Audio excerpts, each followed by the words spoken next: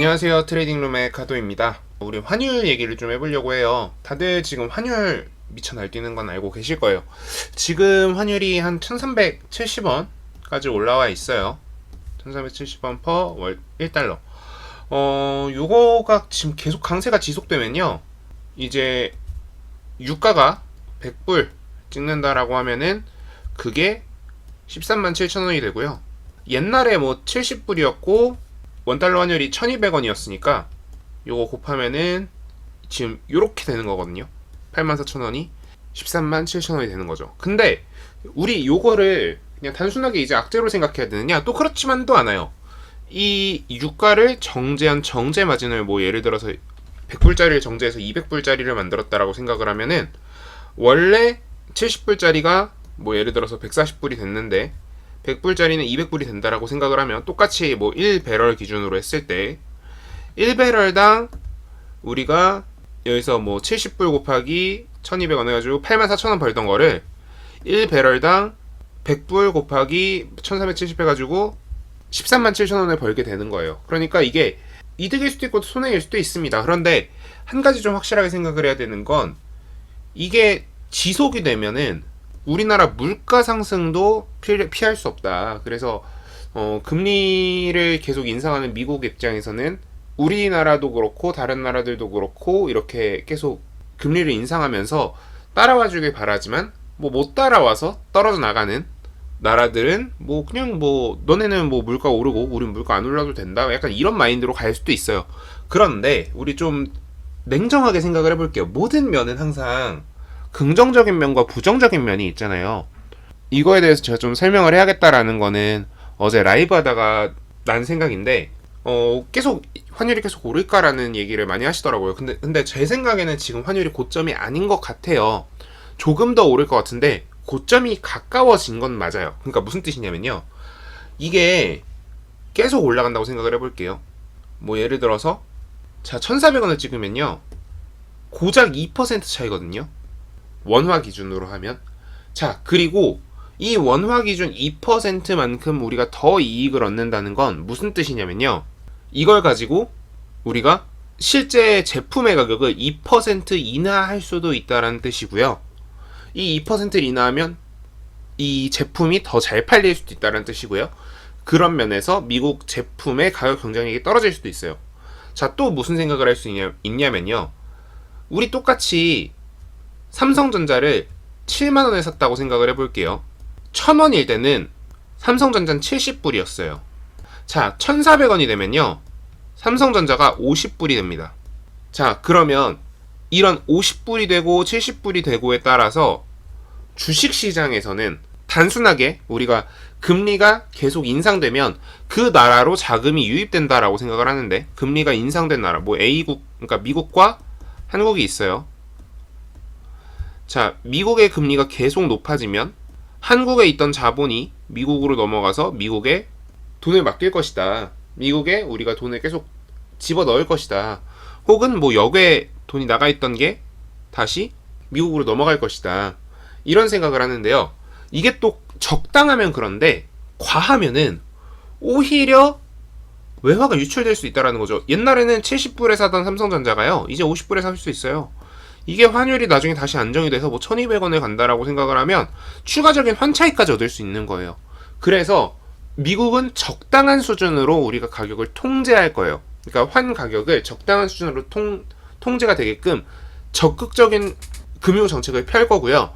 그거에 맞춰서 우리나라도 그동안 적극적인 금융 정책, 금리를 어느 정도 미국 수준에 조금 따라가는 수준으로 맞춰주는 그런 정책을 피고 있었어요. 그렇기 때문에 여러분들이 이렇게 크게 걱정하실 이유는 없다라는 거예요. 지금 뭐 당연히 금리가 계속 올라가고 당연히 무서운 상황이라는 건 저도 인정하고요. 그리고 여러분들은 특히 무서울 수밖에 없어요. 왜냐면 아니 금리는 계속 올라가고 나는 지금 B2 했는데, 혹은 뭐 B2를 안 하셨더라도 나는 B2한 자금이 우리나라에 굉장히 많다는 걸 알고 있는데 금리 계속 올라가고 환율 계속 올라가면은 우리나라 망하는 거 아니야 라고 생각을 하실 거예요. 그리고 뭐 심지어 뭐 갑자기 태풍도 지나간대, 갑자기 뭐 지진도 뭐 중국에서 일어나고 있대, 자연재해까지, 금융재해에 자연재해까지 이러고 나니까 어때요? 우리나라 망하는 거 아니야? 이거 큰일 난 거 아니야? 당연히 이런 생각이 들 수밖에 없다라는 거죠. 위험할 수도 있다라는 거에 대해서는 굉장히 큰 공감을 하고요. 그리고 환율에 대해서도 이건 되게 충격이다라는 거는 저도 인정을 해요. 그런데 우리가 마냥 걱정만 해야 되느냐? 또 그렇지도 않다라는 얘기를 좀 드리고 싶은 거예요. 우리가 그리고 또 환율에 대해서 좀 다른 관점에 대해서 얘기를 해볼게요. 자, 지금 환율이 올라가는 게요. 이게 원화의 상대적 가치가 절하가 되고 있는 건가요? 아니면 달러의 상대적 가치가 올라가고 있는 건가요? 달러 유로만 봐도 그렇죠. 달러 유로만 봐도, 그리고 달러 파운드만 봐도, 원래 달러 파운드가 뭐 1.5대 1, 그리고 달러 유로가 1.2대 1, 뭐 이런 식이었어요. 근데 이게 다 깨지고 있어요. 지금 유로가 그래도 1.16은 항상 유지하고 있었거든요. 그래서 마의 1.16, 1.15선이라고 하는 표현이 있었어요. 근데 이 1.15가 깨지고 심지어 뭐가 깨졌어요? 1대1 깨졌어요. 0.98대 1이에요. 지금 뭐 조금 올라서 0.99대 1 이 정도 하는 것 같은데, 자, 결국 뭐냐면 원화의 가치 평가 하락이 아니라 달러화의 가치 상승이에요. 이건 두 가지 의미로 해석을 할 수 있는데요. 그러니까 우리나라 때문이 아니니까 그래도 다행이다. 혹은 야, 이건 전 세계적 트렌드다. 이제 전 세계적 재앙이다. 이런 두 가지 해석이 가능한데요. 이게 이제 안 잡히고 무한정으로 올라가면 사실 요게 맞을 것 같은데요. 잡힐 가능성이 높다라는 거 앞에 이유를 설명드렸어요. 자본이 어떻게 될 것이고, 그래서 미국이 어떤 식의 대응을 할 것이다 라는 얘기를 앞에서 드렸어요. 그러니까 이거는 여러분들이 당연히 걱정은 하셔야 되되 너무 큰 공포에 휩싸이진 않으셨으면 좋겠다라는 거예요. 2030이 투자에 실패하고 있는 이유, 2030이 투자에 실패했던 이유, 당연히 부동산 시장이라던가 우리가 코인으로 돈을 번 사람이 많은 걸 봤다던가 이런 것도 있는데요. 추가적으로요, 2030이 주식시장 혹은 코인시장에 뛰어들었을 때 이미 코인시장과 주식시장은 망가지기 시작했던 시기예요. 그로 인해서 너무 많은 공포를 가지고 있고요. 그래서 사실 원래 해야 되는 대응보다 더 과민한 대응을 하는 경우가 굉장히 많아요. 뭐 예를 들어서 우리가 이렇게 환율이 급격하게 올라갈 때 우리가 좀 대응을 이거 뭐 환율 좀 올라가네? 이거에 대해서 적당한 수준의 손절과 적당한 수준의 현금 보유로 나는 지켜야겠다라는 생각을 하는 게 일반적이어야 되고요. 여러분들이 그렇게 해야 좀 더 수익이 잘 난다고 해야 될까요? 그럴 가능성이 높아요. 그런데 여러분들 대부분의 대응은 어때요? 야, 이거 큰일 난 거 아니야? 나 이거 손절해야겠는데? 나 이거 과감하게 던져야겠는데? 이 판단하고 계세요. 그러니까 당연히 지금 여러분들의 리스크는 오히려 더 커진 거예요. 자, 그래서 제가 여러분들한테 좀 정리를 해드리자면 어쩔 수 없는 세계적 트렌드인 것 같아요. 어쩔 수 없는 세계적 트렌드입니다.